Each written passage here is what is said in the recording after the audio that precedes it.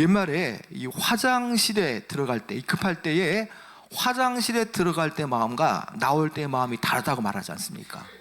분명히 이 위기일발 때에 빨리 이렇게 그런 마음이 있다가 나오면은 그거 없었던 듯이 생각하지 않습니까? 우리의 신앙도 그렇다라는 거죠. 우리의 신앙도 하나님 정말 급합니다. 이거 들어주시면 제가 무엇이든지 하겠습니다. 이렇게 간절하게 기도하지 않습니까? 근데 응답이 딱 이루어졌습니다. 그런데 어느새 이 응답이 이제 일상이 되고 아주 이것이 그냥 응답이 평범한 삶으로 나타나니까 그때 간절했던 마음은 다 잊어버리고 전혀 감사하지 않고 하나님께서 내게 주신 은혜를 잊어버리는 경우도 우리에게 참으로 많다는 것이죠. 오늘 우리는 이 말씀 함께 좀 이런 우리의 모습을 한번 좀 살펴보고자 하는데요. 자, 먼저 예수님께서 예루살렘으로 입성하시기 위해서 갈릴리를 지나서 사마리아를 거쳐서 이제 들어가실 때의 일입니다. 한 마을을 지나시다가 10명의 나병 환자를 만나시죠. 대개 나병 환자들은 건강한 사람들과 거리를 유지하고요, 또 그들만의 집단 거주지를 형성하여서 특별히 자선과 또 먹는 문제를 해결하기 위해서 사람들이 많이 우무집하는 통행로 가까이에 자리를 잡고 이렇게 구제 또 구걸을 하는 것이죠. 이들도 분명히 예수님께서 지나치시는 그 큰 길 앞에서 아마 구걸을 했던 것으로 보여집니다. 근데 저 멀리서 예수님께서 지나가신다라는 얘기를 들었던 것 같습니다. 자, 그때에 그들이 감히 예수님께 가까이 나가지 못하니까, 나병으로 인해서 가까이 나가지 못하니까 아주 멀찍이 서서 소리 높여서 예수님께 외칩니다. 자, 어떻게 외칩니까? 여러분 13절 말씀 한번 읽어볼까요? 자, 13절 시작. 소리를 높여 이르되 예수 선생님이여 우리를 불쌍히 여기소서 하거늘. 자, 그들은 한 목소리로 예수님 혹 듣지 못할까 염려하는 마음으로 예수 선생님이여 우리를 불쌍히 여기소서 라고 외치죠. 예수님께 자신들을 불쌍히 여기달라고 지금 외칩니다. 그저 불쌍히 여겨주시고 밥 한 끼 해결달라 그런 차원이 아닙니다. 자신들의 처지를 불쌍히 여기셔서 지금 우리가 고통받고 있는 이 나병에서 우리를 낫게 해달라고 지금 아주 애원하고 있는 것이죠. 당시의 의술로는 이 나병이 고침받는다는 것은 좀처럼 쉬운 일이 아니죠. 기적 같은 일이 벌어져야만 가능한 일이죠. 그럼에도 불구하고 이 10명의 나병 환자들은요, 예수님께서 우리에게 오시기만 하면 즉시로 문제가 떠나갈 줄로 믿었습니다. 오랫동안 낫지 않았던 그 병, 그러나 예수님이라면은 이 병을 고쳐 주실 수도 있다는 믿음을 가졌던 것입니다. 그들은 이미 오래전부터 예수님께서 야이로의 딸을 살리시고 또 혈루병 여인을 낫게 하시고 5,000명을 배불리 먹이시며 귀신 들린 아이를 낫게 하셨던 그 예수님의 사역을 그들은 익히 듣고 있었던 것이죠. 자, 그런데 예수님께서, 그들이 그렇게 기다렸던 그 예수님께서 자신의 마을을 지나친다는 소식을 듣고 그들은 기회를 놓치지 않기 위해서 주님 앞에 달려나갔다는 것이죠. 여러분들 가운데에 만약에 몸이 좀처럼 낫지 않는다, 그러면 그 병이 잘 낫지 않을 때에 뭔가 신약이 나왔다라면, 아니면 새로운 어떤 그런 치유법이 나왔다라면 여러분 과연 어떻게 하겠습니까? 그 병이 오랫동안 치유되지 않는 병이 낫도록 하기 위해서 정말 여러분들이 온갖 많은 노력을 할 것 아닙니까? 지금 이들은 그런 차원에서 아무런 소망도 없었지만 그러나 예수님께 소망을 발견하고 예수님께 나왔다라는 것이죠. 여러분, 이 나병 환자들의 그 심정은 정말 겪어보지 않은 사람이라면, 또 아파보지 않은 사람이라면 좀처럼 느끼기 힘든 것들이죠. 저는 한때 이 알러지성 비염이 심해서 아주 심하게 고생한 적이 있습니다. 계절이 바뀔 때마다, 환절기 때마다, 가을, 겨울이 될 때마다 이 코에 콧물이 마를 날이 없었고요, 심지어 이 겨울이 될 때에는, 추운 날이 될 때에는 이 알러지성 비염 때문에 코가 막혀서 말을 하지 못할 정도로 아주 심각한 지경에 제가 놓인 적이 있었습니다. 뭐 전국적으로 유명하다고 하는 그런 한의원을 찾아다녀도 낫지를 않고 약을 먹어도 낫지를 않는 그런 것들. 근데 문제는 제가 설교자, 이 목회자가 돼야 되는데 이 코가 막히고 겨울이 될 때 말을 하기가 힘들 정도라면 정말 그것은 너무나 고통스럽고 고민스러운 것이죠.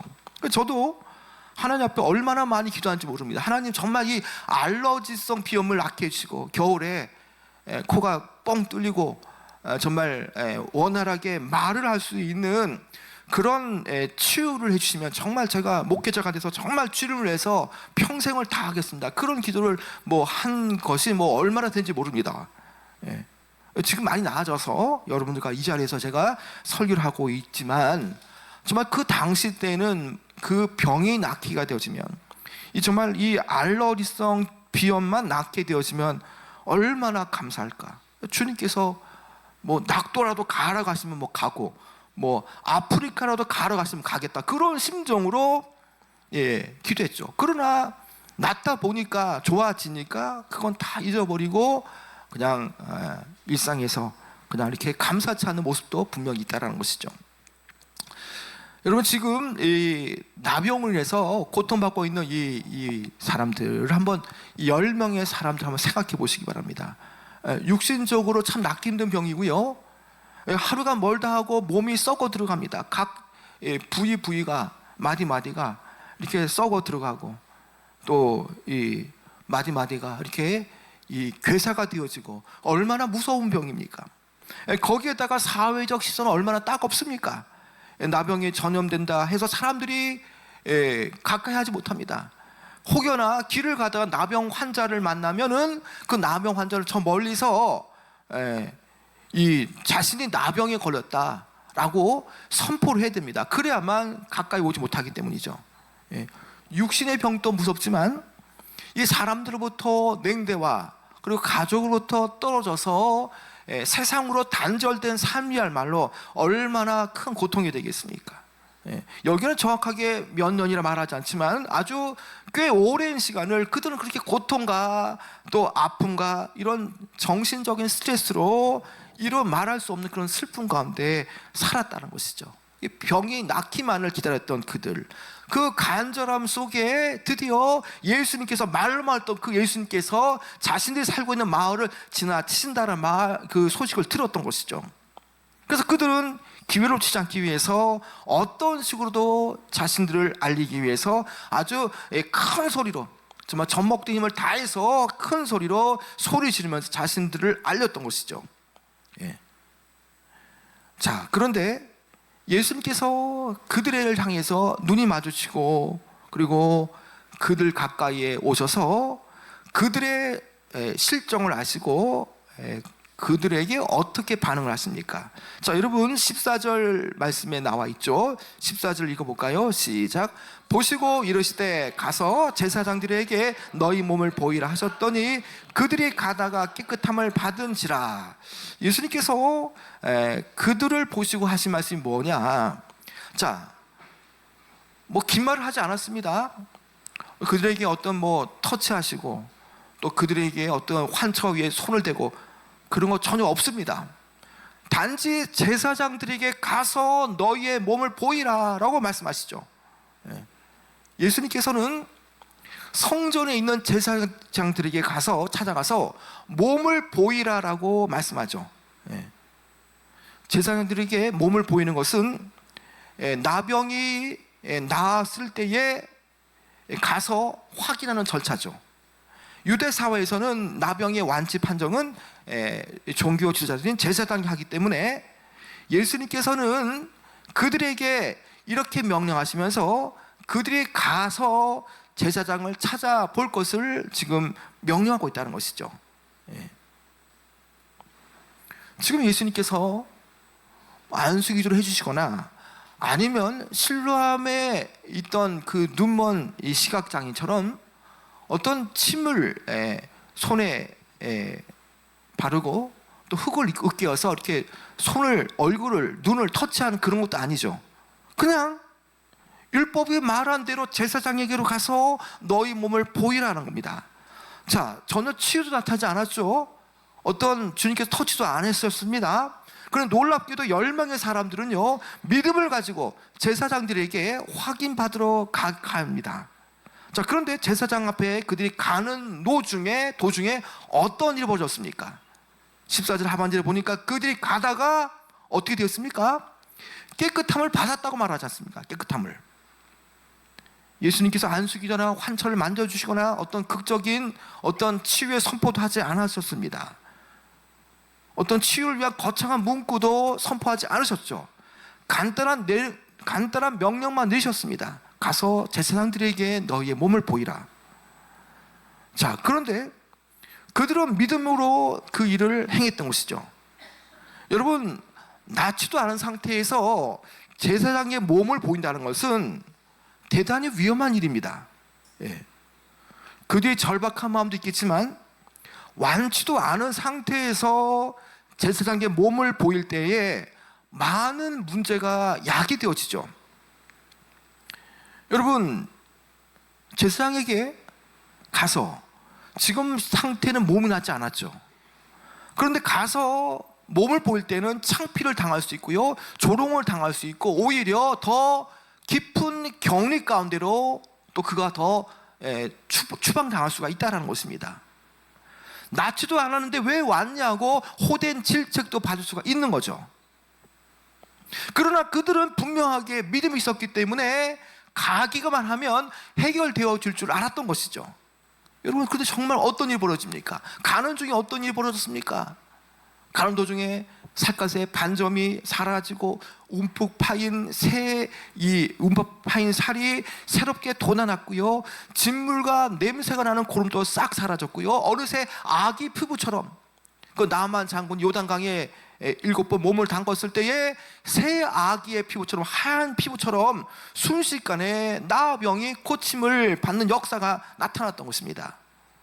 이게 다 뭡니까? 믿음으로 나갔더니 몸이 나았다는 것이죠. 예. 여러분, 그 당시의 광경 한번 상상해 보실 때요, 얼마나 이것이 기쁘겠습니까? 예. 오랫동안 고통 속에 있었던 그들, 그러나 가는 중에 믿음으로 나가서 갔더니 정말 치유가 되었고, 그 주체할 수 없는 그 기쁨과 이루 말할 수 없는 그 말 못할 감격이 그 자리에 나타났다는 것이죠. 전혀 느껴보지 못한 그런 기쁨, 세상을 다 가진 것 같은 그런 기쁨이 그들에게 충만했습니다. 예. 자, 그러나 그 이유가 이제 문제가 발생합니다. 제사장에게 허락받은 후에 그들 가운데에 단지 한 명만이 예수님께 방향을 돌려서 예수님 앞에 감사를 올렸다는 것이죠.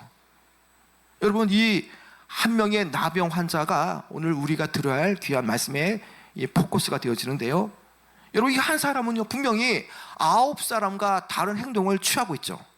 9사람도 동일하게 기쁨과 또 이 감격을 가슴에 안고 그들은 이렇게 자신들의 가정으로 향했습니다. 그러나 분명한 것은 이 문제를 해결하신 분 앞에 어느 시점에는 돌아와서 감사함을 표현해야 된다는 것이죠. 그들은 그 자신들의 감격에 몰입되어서 은혜의 선물을 주신 분을 잊어버렸습니다. 그러나 이 한 사람은 어떤 사람입니까? 한 사람은 자신을 고쳐주신 예수님 앞에 방향을 틀어서 나갔고, 그리고 그는 자신의 인생을 새롭게 하신 그 분, 이제 당당하게 사회의 일원으로서 살 수 있도록 만들어주신, 고쳐주신 그 예수님 앞에 그가 먼저 뵙고 감사의 마음을 드리기로 작정했던 것이죠. 자, 그 내용이 15절에 나오는데요, 여러분 함께 15절 읽어볼까요? 시작. 그 중에 한 사람이 자기가 나은 것을 보고 큰 소리로 하나님께 영광을 돌리며 돌아와. 자, 이 한 사람은요, 가는 도중에 병고침이 일어나자 그 나은 것을 보고 크게 감격하여서 자신의 집으로 돌아가거나 아니면 고향 친구들 만나러 간 것도 아닙니다. 다른 9사람과 다르게 그는 다시금 예수님께로 길을 틀어서 되돌아갔다는 것이죠. 그리고 제사장에게 가지 않았고 예수님께 돌아왔던 것이죠. 그것이 뭡니까? 치료에 대한 그 기쁨과 감격의 표현이고 이것을 허락하신 분에 대한 고마움을 아뢰기 위해서 예수님께 경배하기 위해서 지금 돌아왔다는 것이죠. 그의 돌아오면 일종의 영적인 회심이라고 볼 수가 있습니다. 물론 이 병고침 속에서 그런 하나님의 전능하신 손길을 보았던 것이죠. 그는요, 예수님께 감사하다는 말을 하기 위해서 조용한 면담을 하지도 않았습니다. 모든 사람이 들을 수 있도록 큰 소리로 하나님께 영광을 올렸던 것이죠. 하나님께서, 예수님께서 내 병을 고쳐주셨다. 정말 많은 사람들이 이 동네 전체가 떠들썩할 정도로 크게, 정말 큰 소리로 하나님 앞에 영광을 돌렸다는 것입니다. 여러분, 이 16절에 이 사람은 어떤 사람입니까? 한번 읽어볼까요? 16절이요. 시작. 예수의 발 아래 엎드려 감사하니 그는 사마리아 사람이라. 자, 이 사람은요, 아주 경건, 하나님에 대한, 예수님에 대한 그 감사와 경건을 자신 나름대로 최고로 표현하기 위해서 예수님의 발 앞에 엎드려서 자신을 정결케 해주신 주님 앞에 감사를 드리고 있다는 것이죠. 여러분, 지금 이 감사함으로 주님의 발 앞에 엎드린 사람은 어떤 사람입니까? 자, 그는 부정하다고 여겨지는 나병 환자일 뿐만 아니라 그는 유대인으로부터 영적으로 부정하다고 여겨지는 사마리아 사람이라는 것이죠. 여러분, 옛부터 이 북이스라엘 지역에 아수르가 이 북이스라엘을 이제 무너뜨리면서 이 북이스라엘 수도 사마리아 땅에 아수르 사람을 보내면서 자연스럽게 이 사마리아 땅에는요, 아수르와 유대인들이 이렇게 합쳐지는, 혼혈되어지는 그런 사마리아인들이 형성되었습니다. 그래서 이 남쪽의 유대인들은요, 이 사마리아 사람들에 대해서 이 순혈하지 않다, 영적으로 배도한 혼혈이라고 말하면서 그들을 지극히 경멸하고 아예 개취급하고 구원을 받을 수 없는 사람들로 여겼던 것이죠. 자, 그런데 예수님께서 치료하실 때에 10명 중에 예수님 앞에 돌아와 감사함을 아랬던 사람은 유대인 9명이 아니라 정말 사람들로부터 외면당하고 유대인들로부터 부정하다 여겨지는 바로 이 사마리아 사람이라는 것이죠. 여러분, 이 신학적으로 이 내용은요, 누가는 이 사실을 통해서 하나님의 은혜가 유대인을 넘어서서 이방인들까지도, 특별히 사마리아인들까지도 하나님의 은혜가, 하나님의 구원의 은혜가 임한다는 것을 간접적으로 보여주고 있다는 것이죠. 예수님께서 이 돌아온 이 한 사람의 사마리아 나병 환자에게 10사람이 다 깨끗함을 받았는데 9은 어디 있느냐고 지금 물으시지 않습니까? 그러시면서 아주 의미 있는 질문을 하시죠. 자, 여러분, 그 내용이 17절과 18절인데 같이 한번 읽어볼까요? 17절 18절 시작.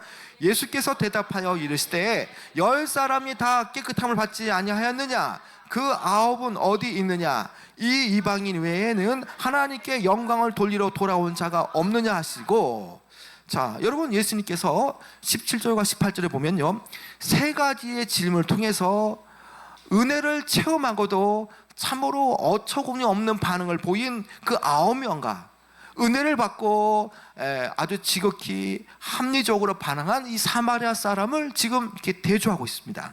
그러면서, 자, 10사람이 다 깨끗함을 받지 아니하였느냐? 그 9은 어디 있느냐?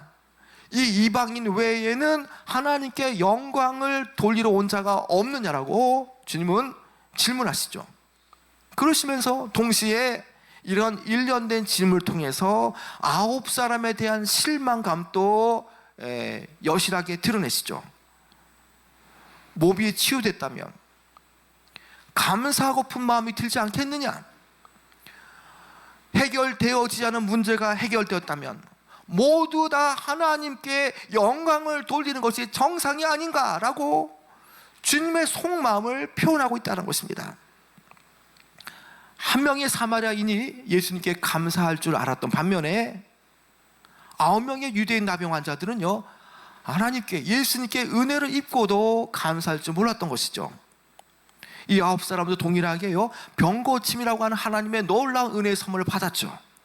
그러나 문제는 그들은 전혀 감사치 않았다는 겁니다. 물론 병이 즉시 나았을 때는 감사했지만 그 이후에 감사함을 가지지 않았다는 것이죠. 왜 그렇습니까? 감격에 몰두한 나머지 그 은혜의 선물을 주신 분을 잊고 있다라는 것이죠. 여러분, 우리가 때에 따라서 이런 실수를 할 수 있습니다. 그 선물을 주신 것 때문에 감사하죠. 그러나 보다 더 중요한 것은 그 선물을 주신 분을 감사해야 하는 것이죠. 우리는 여기에서 선물을 주신 분과 선물 가운데에 어떤 것에 어떤 대상에 감사를 먼저 해야 될지 우리는 분명하게 잘 알아야 되는 것입니다. 이제 그들은요 다 나았습니다. 더 이상 그들에게는요 예수님의 특별한 존재가 아니었던 것이죠. 예수님께서 오실 때 그들의 병이 낫기 전까지는 예수님은 아주 특별한 분이셨습니다. 그러나 이제 문제가 다 해결되어진 뒤에는 예수님은 전혀 그들에게 있어서 특별한 존재가 아니었던 것이죠. 문제가 해결받은 이상 더 이상 그들에게는 예수님이 필요치 않았던 것이죠. 그 9사람들에게 주님이 베푸신 은혜는요 더 이상 깊은 인식이 감동이 되지 못했던 것입니다.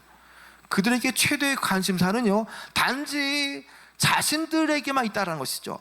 자신들의 문제, 자신들의 먹거리, 자신들의 그 어려운 상황, 여기에만 몰두되어 있기 때문에 그 문제가 해결되었기 때문에 더 이상 주님께는 관심을 기르지 않았다는 것입니다. 단지 주님은요 자신의 문제를 해결해 주시는 과정으로만 여겼던 것이죠. 그렇기 때문에 문제가 해결되어지자 더 이상 주님에 대한 간절함과 간구가 더 이상 있지 않았다는 것이죠. 여러분, 이것은 아주 중요한 사실을 말씀합니다.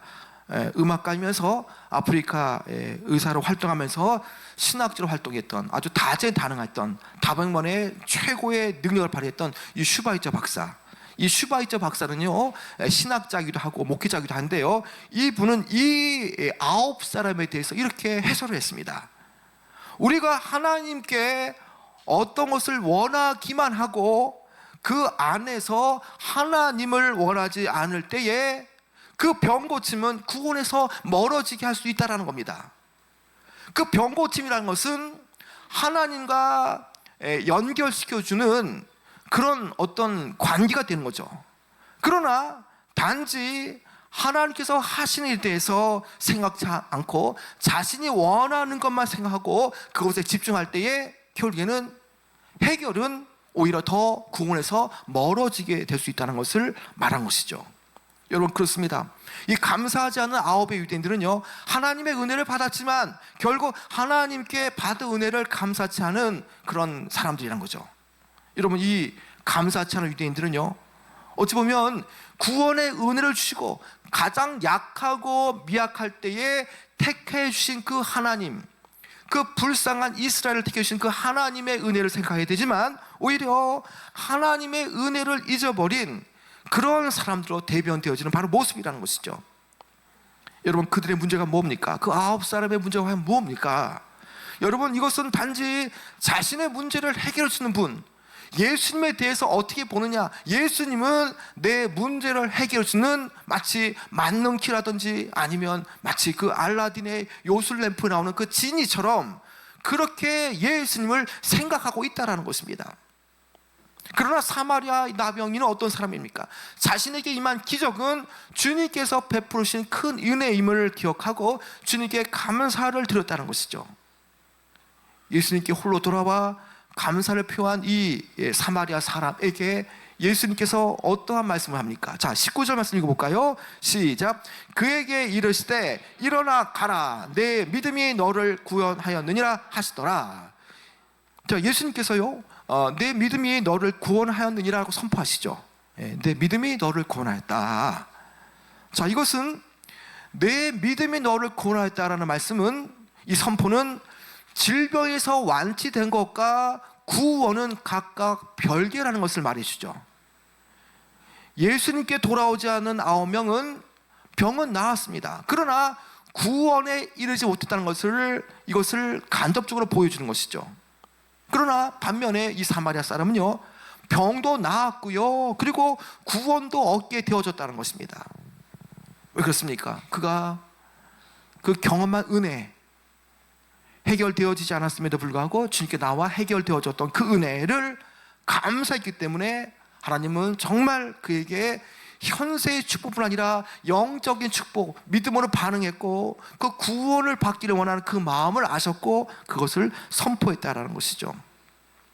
여러분, 예수님의 치유의 기적은요, 어떤 것입니까? 치유 자체의 목적이 있는 것이 아니라는 겁니다. 치유를 통해서 하나님과 구원받는 관계를 맺게 하는데 의미가 있다는 것이죠. 오늘 저와 여러분의 문제도 주께서 문제를 해결해 주시는 이유가 과연 뭐냐는 겁니다. 그 문제 자체가 해결되어지는데 의미가 있는 것이 아니라 그 문제가 해결되어짐을 통해서 하나님과 더 가까워져 가고 하나님과의 구원의 관계를 맺도록 하기 위함이라는 것이죠. 우리 교회는요, 화요일날 저녁 9시에 두나미스 기도회가 있습니다. 많은 권사님 집사님 모이셔서 밤 9시에 늦도록 이 아프신 분들, 우리 교회 성도들 가운데에 아프신 분들을 위해서 이름을 불러가면서 기도합니다. 여러분, 그런데 이 두나미스 기도의 목적은 과연 뭐냐? 단지 병이 치유되는 것만을 목적으로 하지 않습니다. 그 목적은 영혼 구원이라는 것이죠. 왜 영혼 구원입니까? 병이 치유되어질 때에 그 가족들은 오랫동안 그 아팠던 그 아내든 딸이든 가족을 생각할 겁니다. 그런데 교회에서 기도해 줬더니 병이 나았더라.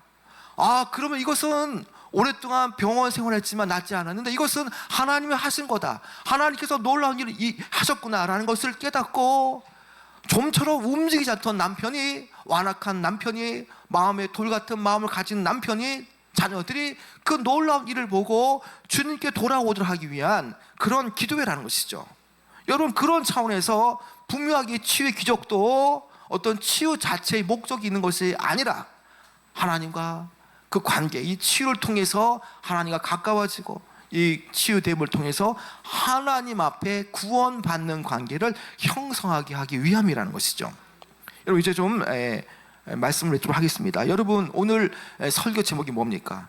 그 아홉은 어디 있느냐라는 제목 아닙니까? 여러분, 그렇다면 우리는 이것도 생각해 봐야 됩니다. 그 아홉의 사람은 과연 그 이후에 어떻게 됐을까?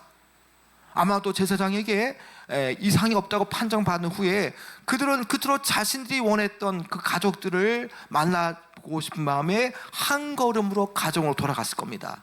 그 가정에서 기쁨과 안락한 생활을 누리면서 예수님께 나와야 된다는 그 감사함은 다 깡그리 잊어버리고 말았을 겁니다. 그들은 육신의 질병은 치유받았지만 영혼 구원을 받는 자리에는 있지 않았다는 것이죠. 여러분, 이 9사람의 상징은 뭡니까? 궁극적으로 이 9사람은 하나님의 은혜를 받기는 하였으나 구원의 은혜에 이르지 못하는, 나아가지 못하는 정말 이 신앙의 낙오자를 대표한다라고 할 수 있는 것이죠. 여러분, 오늘날로 말하면 주님께서 그 많던 9사람은 어디 있느냐라고 말씀할 때 그 의미는 뭐겠습니까? 왜 하나님의 은혜를 받고도 감사하지 않느냐는 것이죠. 왜 문제가 떠나갔음에도 불구하고 주님 앞에 나오지 않느냐는 의미라는 것이죠. 여러분, 오늘날에도 마찬가지입니다. 오늘날에도 많은 사람들이 그들의 삶에서 이런저런 이유로 병이 치유되어지고 문제가 떠나갑니다. 그러나 소수의 사람만이 그 문제가 해결되어지는 가운데에 하나님을 만난다는 사실입니다. 소수의 사람만이 그들의 병 고침 가운데에 하나님을 만난다는 사실입니다. 여러분, 믿음과 감사는요, 같이 가는 겁니다. 문제 해결과 또 하나님의 은혜와 감사는 같이 간다는 것이죠. 여러분, 그렇기 때문에 참된 그리스도인이라면 이 대목에서 나는 정말 감사함을 아뢰기 위해서 돌아왔던 한 사람이냐, 아니면 여전히 그냥 은혜 받고도 돌이키지 않는 그런 9사람인가를 생각해 봐야 하는 것입니다. 여러분, 우리가 얼마나 많은 은혜를 받았습니까? 내 삶 자체가 기적이고 주님께서 만나주신 그 자체가 얼마나 놀라운 이적 아닙니까? 내 삶의 전체를 형성하는 것을 볼 때도 하나님의 은혜가 아니면 지금 이 자리에 올 수가 없지 않습니까? 여러분, 은혜를 입었다고 해서요 다 감사하는 것은 아닙니다. 하나님의 축복을 받았다고 해서 다 감사하는 것도 아니라는 것이죠. 자신의 인생길이 막막하고 또 곧잘 이 어려움 때문에 기도하지만, 그러나 이 문제와 어려움 가운데 기도를 하는 가운데에 문제가 해결되고 나서는 응답을 받고 나면은 달라진다는데 문제가 있다는 것입니다. 여러분, 은혜를 입고 나면요, 마음도 바뀔 수 있습니다. 은혜를 받고 나면요, 생각이 달라질 수 있습니다. 이 문제 해결시고 자녀 문제 해결시고 내 병 치료해주시면 정말 내가 주님 위해서 열심히 신앙생활 하겠습니다 말을 하지만 정작 응답받고 나서는 생각이 달라질 수도 있고요, 감사를 미룰 수도 있다는 것입니다. 이 바로 9사람의 현주소가 바로 저와 여러분의 우리의 영적인 신앙의 현주소일 수가 있다는 것이죠. 여러분, 저와 여러분의 모습이 나머지 한 사람의 모습이 되기를 주님 원하신다는 것입니다. 감사함을 누렸다면, 하나님의 은혜를 체험했다면 그것 때문에 주님께서는 우리와 더 가까워지길 원하시기 때문에 주님 앞에 돌아와야 되고 주님 앞에 나와야 되고 주님 앞에 그 받은 은혜에 대해서 감사할 줄 아는 것이야말로 주님이 원하시는 모습이라는 것이죠. 여러분, 그 9은 어디에 있느냐? 은혜를 잊은 9사람을 찾으시는 주님의 그 간절한 목소리 아닙니까? 오늘 여전히 우리는 이런 상황 속에서 우리는 정말 날마다 하나님 베푸신 은혜를 생각하면서 우리는 주님 앞에 감사함으로 나와야 되는 것입니다. 하나님 물으십니다. 지금 너희는 어디에 있느냐? 지금 9사람의 그런 모습을 띠고 있느냐? 아니면 정말 한 사람의 모습을 띠고 있느냐라고 분명 우리에게 물으실 겁니다. 그리고 너의 지점은 과연 어디에 있느냐? 지금 돌아오고 있느냐? 아니면 그냥 내 갈 길을 가고 있느냐? 물으실 겁니다. 여러분, 이 모든 것들이 다 하나님의 은혜고요, 내 자녀들, 물질, 건강, 이것도요 다 돌아보면 하나님의 한량없는 은혜라는 것이죠. 여러분, 그 은혜를 우리가 안다면 어떻게 우리가 감사를 미룰 수 있고 마음을 바꿀 수 있겠습니까? 그 모든 것이 하나님께서 내게 주신 은혜와 축복임을 깨닫는다면 우리 속히 주님께 나와야 되는 것이고요, 하나님 앞에 감사함으로 나와 주님 앞에 내 삶을 드리는 모습으로 우리 살아가야 하는 것입니다. 오늘 이 귀한 말씀을 통해서 우리가 다시 한 번 더 하나님께 받은 은혜 생각하시면서 우리가 9사람이 아니라 정말 주님께 돌아와 그 받은 은혜를 나타내고 또 삶을 온전히 드릴 수 있는 감사의 사람이 되어지기를 축원합니다.